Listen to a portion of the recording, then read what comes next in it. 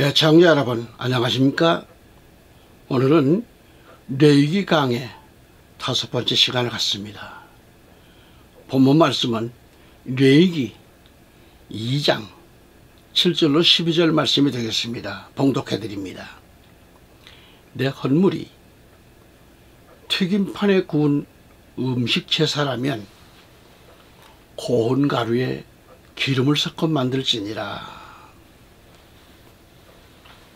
너는 이것들로 만든 음식 제물을 주께 가져와서 제사장에게 줄 것이요, 제사장은 그것을 제단으로 가져와서 그 음식 제사에서 기념물을 취하여 제단에서 불사를 지니 그것이 불로 드리는 제사요 주께 향기로운 냄새니라.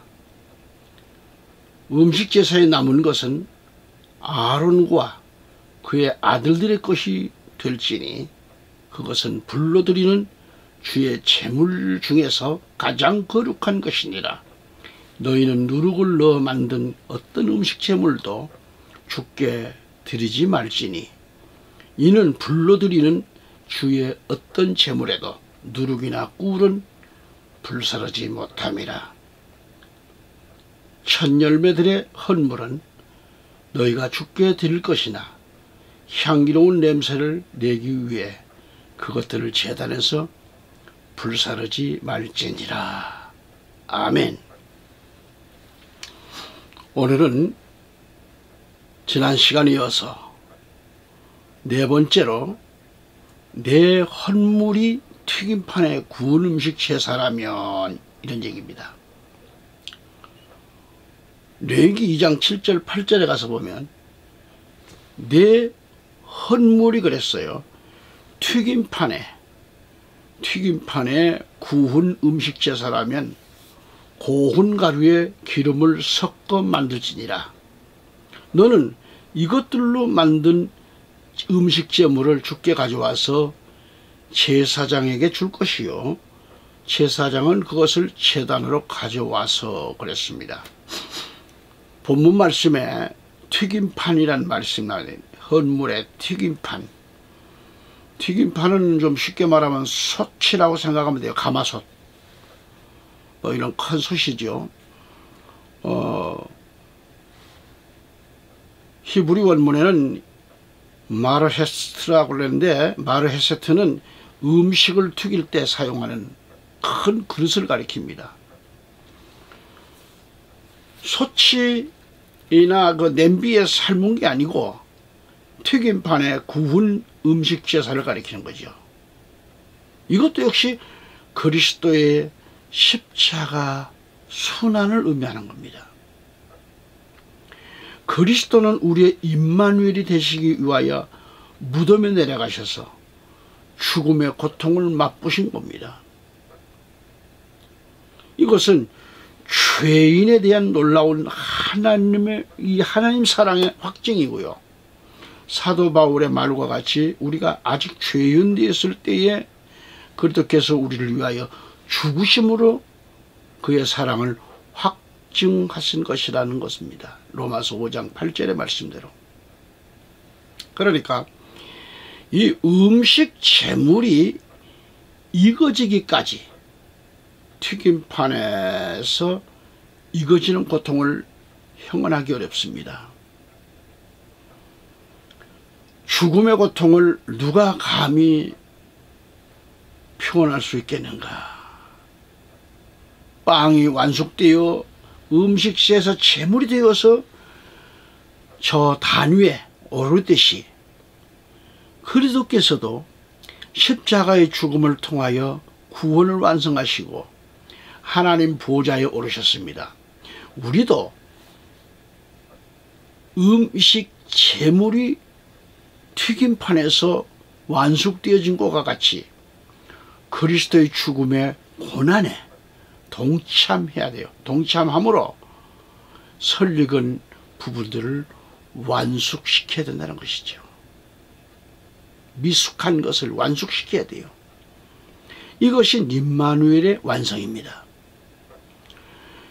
예수님의 무덤 가운데 우리의 옛사람을 모두 장사 지내야 돼요. 그리고 예수님의 부활과 함께 우리는 새로 거듭나요. 새 생명에 누룩 없는 새 덩어리가 될 때 임마누엘의 생애가 시작된다는 말씀이죠. 아멘. 다섯 번째는 뭐예요? 첫 열매들의 음식 제물을 우리 하나님께 드리려면 어떻게 해야 될까요? 레위기 2장 14절로 16절 가서 읽어보면은 네가 첫 열매들의 음식 제물을 주께 드리려면 불로 말린 곡식의 첫 열매의 푸른 이삭이에요. 푸른 이삭을 음식 제사로 드리되 잘 익은 이삭에서 찌은 곡식이라야 하며 너는 그 위에 기름을 붓고 그 위에 유향을 넣을지니 그것이 음식 제물이니라. 제사장은 그 기념물 곧 그 제물에서 찌은 곡식 조금과 기름 조금을 모든 유향과 함께 불사를 찌니 그것이 주께 하나님께 불러드리는 제사니라. 그렇게 말씀합니다. 자, 여기서 첫 열매를 생각해 봅시다. 첫 열매. 이 첫 열매들의 음식 제사에 대해서, 그럼 첫 열매들의 음식 제물은 뭐예요? 하나님 제일주의의 생활을 뜻합니다. 우리 예수님은 부활의 첫 열매가 되시며 고린도전서 15장 20절에 말씀했듯이 하나님의 독생자이시며 장자이십니다. 요한복음 3장 16절에. 그래서 이스라엘 백성들이 이집트에서 나올 때에 이집트의 장자가 죽는 재앙에서 구출받았기 때문에 모든 만물의 처음 것은 모두 하나님의 것으로 구별하여 하나님께 드리는 것입니다. 모든 만물의 처음 것은 다 하나님의 소유로 구별되어 드렸다고 하는데 출애굽기 23장 19절에 보면 내 땅에서 첫 열매들의 처음 것을 주 너의 하나님의 집에 드릴지니라고 했습니다. 뿐만 아니라 34장 26절에 가보면 내 땅의 첫 열매들의 처음 것은 주 너의 하나님의 집에 가져올지니라 라고 했습니다. 민수기 18장 12절에 가보면 그들이 주께 드리는 그것들의 첫 열매들을 내가 네게 주었느니라 그랬어요. 느헤미야 10장 35절 37절에 가서 보면 모든 만물의 처음 것은 모두 하나님의 것으로 구별되어 드렸다라고 이렇게 말씀하셨듯이 모든 것의 첫 것은 다 하나님의 소유로 구별되었음을 알 수 있습니다. 말씀을 보면 느헤미야 10장 35절 37절까지 보면 또 해마다 우리 토지의 첫 산물들과 모든 나무 중 모든 과실의 첫 열매들을 주의 전으로 가져오게 하였으며 또 율법에 기록된 대로 우리의 아들들과 우리 가축 중에서 처음 난 것과 우리 소떼와 양떼의 첫 태생을 우리 하나님의 전으로 우리 하나님의 전에서 섬기는 제사장들에게 가져가게 하였더라. 또 우리가 우리 밀 반죽의 첫 열매와 우리의 예물들과 각종 나무의 열매와 포도주와 기름을 제사장들에게 우리 하나님의 전의 방들로 가져오며 그래서 가져가며 방들 하나님의 전에 방이 있어요. 방. 또 우리 땅의 11조를 레위인들에게 주기로 하였으니 이 레위인들로 우리가 경작하는 모든 성읍들에서 11조를 받게 하려 함이라 이렇게 기록되어 있습니다. 위에서 말씀을 보셨듯이 해마다 토지의 첫 산물들 모든 나무 중 모든 과실의 첫 열매들은 이건 우리의 아들들과 우리 가축 중에서 처음 난 것, 소떼와 양떼의 첫 태생을, 또한 밀반죽의 첫 열매와 우리의 예물들, 각종 나무의 열매와 포도주와 기름을, 그리고 우리가 경작하는 모든 성읍들에서 11조를 다 하나님의 소유이기 때문에 드려야 했습니다. 좀 더 구체적으로 말씀을 드린다고 하면, 첫째로 첫 열매들을 찢는 곡식 제사가 있어요. 첫 열매를 찧어요. 절구통에 넣듯이. 이 첫 열매를 찢는 곡식 제사는 바로 그리스도의, 바로 이 십자가 고난의 이중성을 의미하는 동시에 성도들의 신앙의 연단을 의미하고 있습니다. 첫 이삭을 불에 볶은 다음 또 절구통에 넣어서 찧어야 돼요. 그래야 껍데기가 벗겨지면서 불순물이 몽땅 제거되는 겁니다. 이처럼 그리스도께서 악한 자들에 의해서 옷벗김을 당하셨고, 또 사망의 무덤으로 내려가셔서 사망의 고통을 당하시고 잠자는 가운데 부활하셔서 부활의 첫 열매가 되셨다고 하는 것입니다. 아멘. 위에서도 지금 이미 언급해 드렸듯이 밀이나 보리의 첫 이삭을 잘라서 불에 볶을 때 불의 열기가 뜨겁기 때문에 곡식이 그 뜨거움을 견디지 못하고 밖으로 막 튑니다. 이처럼 밖으로 이렇게 튀어나간 곡식은 재물이 될 수가 없죠. 튀어나간 것은 다시 죽기 전에는 새들이 와서 먹든지 쥐가 와서 먹든지 가치가 없는 거죠. 자, 오늘 우리 신앙을 연단하기 위해서 이삭을 볶아가지고 절구통에다 넣고 막 찢는 것과 같은 그 어려운 시련과 환란이 왜 없겠습니까? 있어요. 살아가는 동안에. 그렇게 많지만 이때 그의 받는 환란과 이 시련 때문에 믿음을 떠나고 세상 밖으로 뛰쳐나갔다고 하면 하나님 앞에 재물이 될 수가 없다 이거예요. 그렇기 때문에 하나님의 복은 뭐예요? 그리스도를 위한 환란과 시련에서 승리한 자가 받는 겁니다. 아멘. 다음에 그 위에 기름을 붓는다 했어요. 기름을 붓고 유향을 넣으라고 그랬습니다. 이삭을 볶아가지고 절구통에 찢는 것 가지고는 족하지 않습니다. 안 돼요.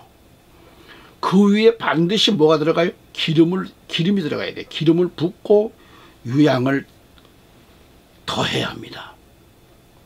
이게 뭐예요? 첫 번째 고운 가루로 음식 제사 드릴 때 방법하고 동일합니다. 위에서 언급해 드렸듯이 기름은 성령이요 유향은 기도입니다. 하나님께 드리는 향내 나는 화제물에는 반드시 기름과 유향이 필수 조건이죠. 즉 뭐예요? 성령 안에서 기도로 이루어진단 말이죠. 이 두 가지가 없으면 향내가 날 수 없기 때문에 절구에 찢는 수고가 더 허사입니다. 그래서 레위기 1장에서 보았듯이 소나 양이나 새의 피를 가지고 하나님께 드리는 번제 희생의 화제에는 기름이란 말이 단 2번 나와요. 레위기 1장 8절과 12절에. 그것도 이제 제물 자체의 몸에 붙은 기름이고 식물성에서 나는 별도의 기름은 아니었습니다. 그런데 레위기 2장에 피 없는 음식 제사가 있어요. 피 없는 음식 제사 제물이 바로 이걸 소제라 그래요. 피 없는 음식 제사를 드릴 때는 기름이란 말이 무려 7번이나 기록되어 있습니다. 그래서 이 기름은 올리브 나무의 기름입니다. 기름이 없는 음식 제물은 하나님 받지 않으셨죠. 그래서 기름이 없는 음식 제물은 무익한 거다 이 말이죠. 기름은 부드럽게 하고 윤기가 나게 하고 향기롭게 만듭니다. 볶아 찢는 신앙의 시련과 연단을 받은 자에게 성령의 기름을 부을 때 하나님께 참으로 향기로운 기념물이 되고 하나님이 함께 하시는 화제가 된다 그런 얘기죠. 그런 의미가 있습니다. 할렐루야. 그 다음에 기념물을 제단 위에 불사를 찌니라 그랬어요. 기념물을. 첫째 레위기 2장 2절에 보면 그 기념물을 제단 위에서 불사를 찌니라 했고, 레위기 2장 9절에 가보면 그 음식 제사에서 기념물을 취해서 제단 위에서 불사를 찌니라 했고요.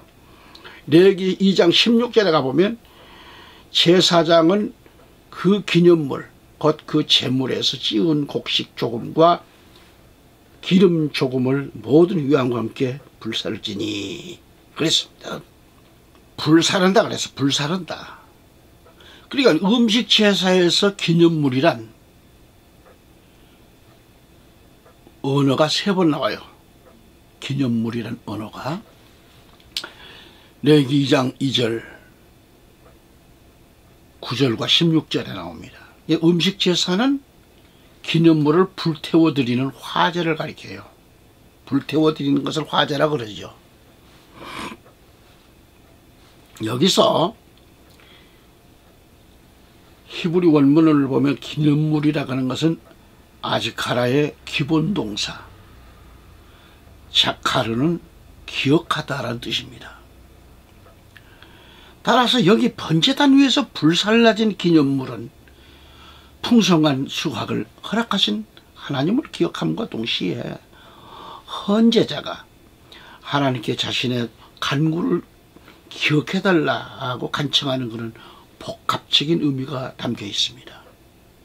한편 음식 제사 제물 중에서 취해가지고 번제단 위에서 불살라진 기념물, 이것은 순수히 하나님께 바쳐진 하나님의 몫으로, 그래서 기억의 몫이다, 기억의 몫이다 그렇게 하도록 합니다. 예수 그리스도의 살과 피를 기념하는 주의 성찬식의 의미가 있습니다. 예수님의 살과 피를 먹는 자는 주와 연합하여 주 안에 거하고 마지막 날에 다시 사는 영원한 생명의 영생 축복이 있으니 이거보다 더 큰 하나님의 복은 없다고 하는 것이죠. 요한복음 6장 54, 56절을 볼 때에. 그러니까 교회는 예수님의 그 죽으심을 오실 때까지 전하는 부활의 터전 위에 세워진 것으로서 우리는 영원히 이를 기념해야 마땅합니다. 날마다 함께 하시는 축복은 그 이름을 기념하는 곳에 임한다고 하는 것을 출애굽기 20장 24절은 말씀하고 있어요. 고린도전서 11장 23절 26절 가서 보면 내가 주께로부터 받은 것을 너희에게 전달해 주었나니 이는 주 예수께서 넘겨지시던 그 밤에 빵을 가지고 감사를 드린 후 떼어 말씀하시기를 이것은 너희를 위하여 쪼개진 나의 몸이니 받아 먹으라. 이것을 행하여 나를 기억하라고 말씀합니다. 그리고 식후에도 이와 같이 잔을 가지시고 말씀하시기를 이 잔은 나의 피로 된 새 언약이라. 이것을 행하여 너희가 마실 때마다 나를 기억하라. 그렇게 말씀하셨고 너희가 이 빵을 먹고 이 잔을 마실 때마다 주의 죽으심을 그분이 오실 때까지 선포하라는 것입니다. 우리 신앙인들의 참 얼마나 참 귀합니까? 직책이 전하는 것. 그 다음에 음식 제사에 남은 것은 여기에 말씀 보면 제사장 몫이라 그래서 제사장 것이에요. 오늘날로 말하면 목사 것입니다. 자, 레위기 2장 3절에 음식 제사에 남은 것은 아론과 그의 아들들의 것이 될지니 그것은 불로 드리는 주의 제물 중에서 가장 거룩한 것이니라. 레위기 2장 10절에 가보면 음식 제사에 남은 것은 아론과 그의 아들들의 것이 될지니 그것은 불로 드리는 주의 제물 중에서 가장 거룩한 것이니라고 했습니다. 아멘. 기념물로 취하여 하나님께 드려진 음식 제물, 이 외의 제물은 아론과 그 자손들의 몫이 되었습니다. 따라서 이것은 제사장에게 식량을 제공하는 주요 수단이 되기도 했는데 바로 이 제사장들은 반드시 거룩한 곳, 즉 회중의 장막들에서 먹어야 했습니다. 레위기 6장 16절에. 반면 제사장 위임식 때 드려지는 음식 제물은 전부가 하나님의 몫이었기 때문에 이때 드려지는 음식 제물은 완전히 다 소각시켜야 돼요. 불로 태워야 돼요. 레위기 6장 23절에. 한편 영적인 의미에서 오늘 이 시대 우리 크리스찬들이 하나님의 집에서 누릴 수 있는 성령의 은혜, 하나님과 교제할 수 있는 친구의 축복, 생명의 빵이신 그리스도의 말씀, 향유 등 각양의 거룩한 예물을 차지할 수 있는 제사장 반열에 서게 된 것인데, 레위기 1장 6절의 말씀대로 진실로 놀라운 축복이 아닐 수 없습니다. 여러분, 예물 중 가장 특별히 가장 거룩한 것은 카다심이라고 하는데, 이 말이 적용된 경우는 음식 제사 제물 중 남은 것을 비록 진설병 및 속죄제와 속건제의 고기 등이 있다 이겁니다. 그런가 하면은 결국 이러한 것들은 번제단 위에서 불살라지지 않는 제물로서 그 취급에 있어서 일반 용도로 쓰여지는 그런 경우를 특별히 경고하고 주의를 환기시키기 위해 이처럼 가장 거룩한 것이라고 표현하기도 했습니다. 또한 음식 제물에 남은 것은 그리스도의 남은 고난을 의미하는 거예요. 사도 바울은 그리스도의 남은 고난을 그의 몸된 교회를 위하여 그의 육체에 채운다고 했습니다. 골로새서 1장 24절에. 음식을 먹으면 그 음식이 먹는 자에게 살과 피가 되어서 일체가 되는 거예요. 예수 그리스도의 살과 피를 먹는 사람은 그의 생명과 일체가 됩니다. 남은 음식 제물을 아론과 그 자손들만이 먹을 수 있는 것은 그들에게만 주어진 특권이었습니다. 특권. 다른 사람은 그 누구도 그 음식을 먹을 수 있는 특권이 부여되지 않았습니다.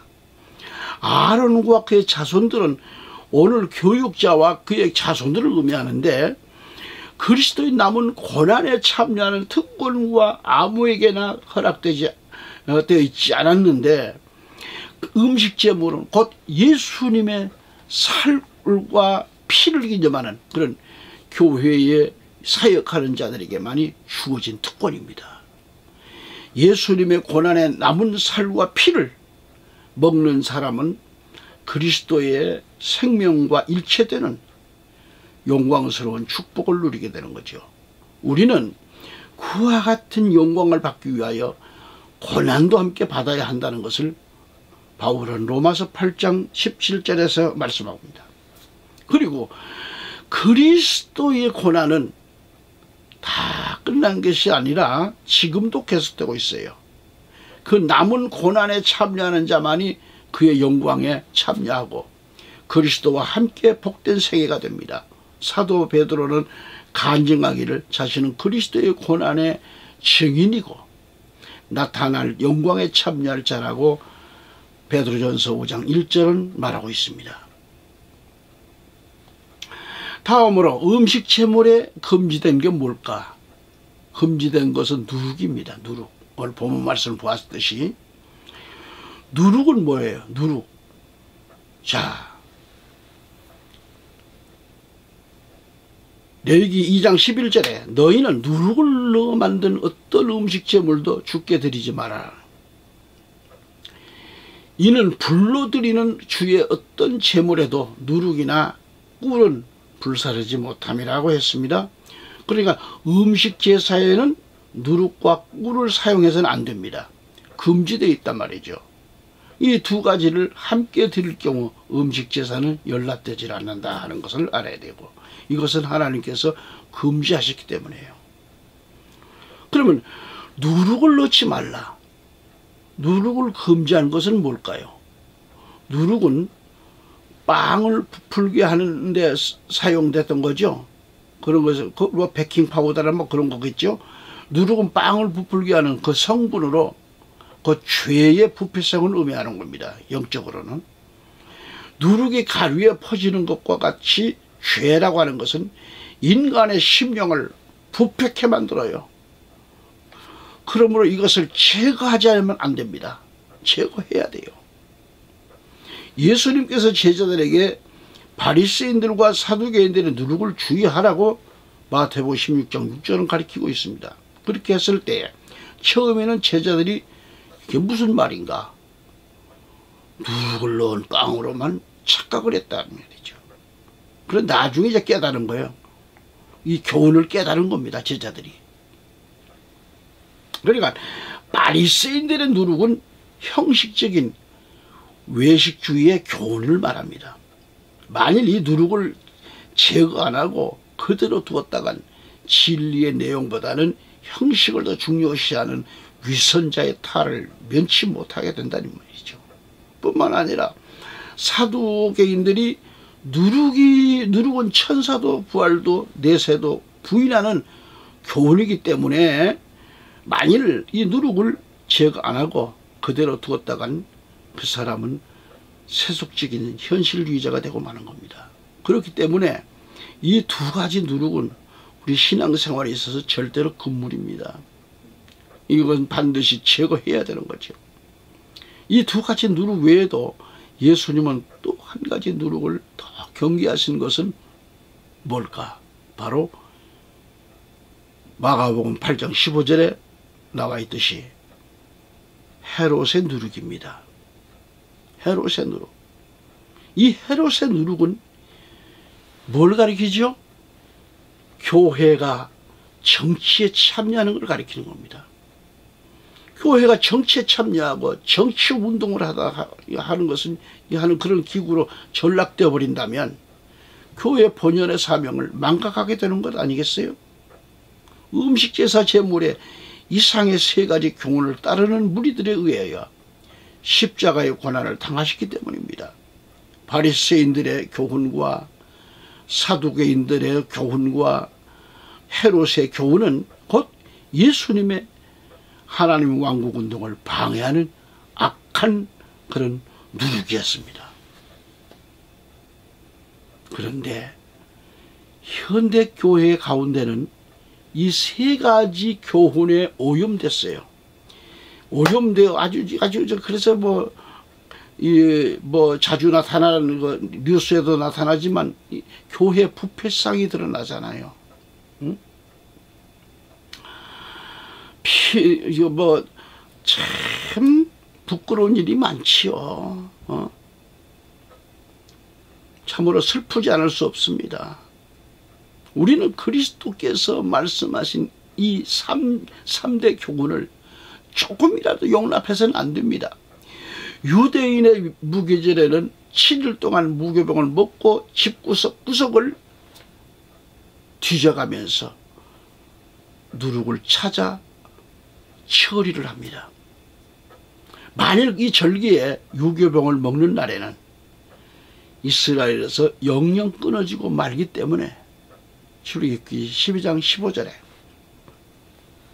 그래서 바리새인의 누룩은 형식과 외식주의자들이고 사두개인들의 누룩은 내세를 부인하는 현실주의자들이고요. 헤롯의 누룩은 정치와 타협주의 그런 자들을 가리킵니다. 이것들을 멀리 하라는 거죠. 그 다음에 꿀을 넣지 말라고 그랬어요. 꿀을. 아니 누룩도 넣지 말고 그 다음에 이제 꿀을 넣지 말아라. 성경에는 꿀에 대한 말씀이 참으로 많습니다.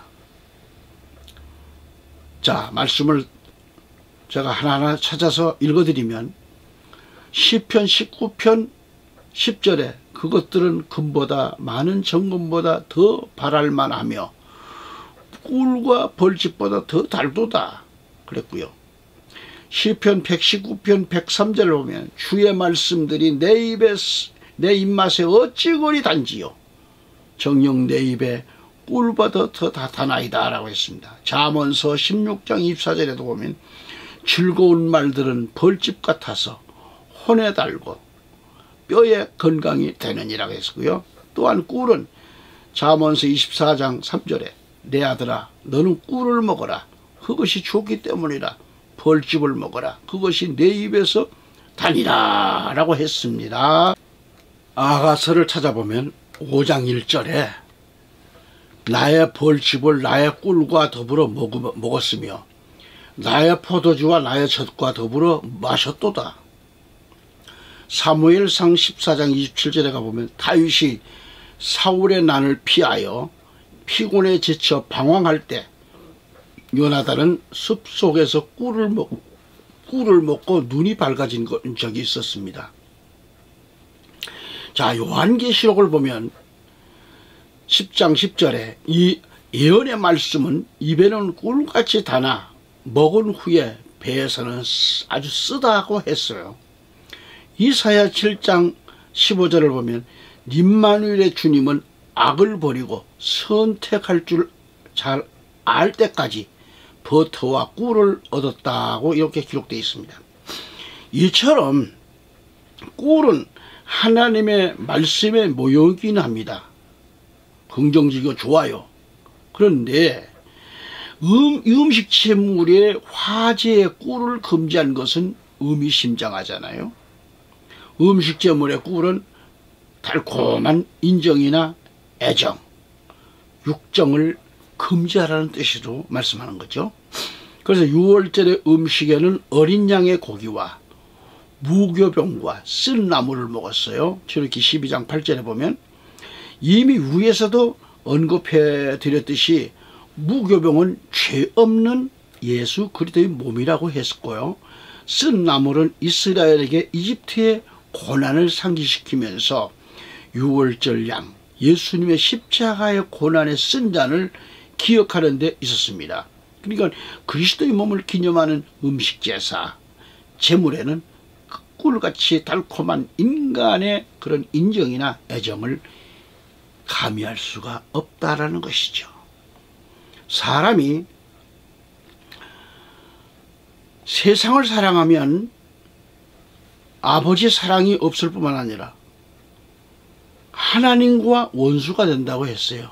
요한복음 2장 15절에도 야고보 4장 4절에도 그렇게 위대했던 삼손의 힘은 꿀같이 달콤한 한 여인의 애정에 빠지고 말았습니다. 사사기 16장 19절에 우리는 예수님의 임마누의 축복을 위하여 정과 욕을 십자가에 못 박아야 한다는 것을 갈라디아서 5장 24절에 가리키고 있어요. 한편 음식 제사에 꿀을 금지시킨 이유는 이교도들의 제사와 구별하기 위해서 그렇습니다. 이교들의 그 종교의식 가운데는 주신이라는 게 주신, 술주자 귀신 신자지요. 박하스입니다. 천신이라는 게 하늘천자 귀신 신자예요. 또 지신이라는 건 땅 지자하고 귀신 신자를 씁니다. 이런 것 등에 제사할 때 꿀을 제물로 드렸다라는 것이죠. 하나님께서는 바로 이교도들의 이러한 제사의식을 증오하시기 때문에 음식 지어사에 꿀을 금지시켰다라는 것을 아시면 되겠어요. 또 이 시간 여기까지 말씀을 드립니다. 다음 시간 여러분 다시 만나길 원하고 건강하십시오. 감사합니다.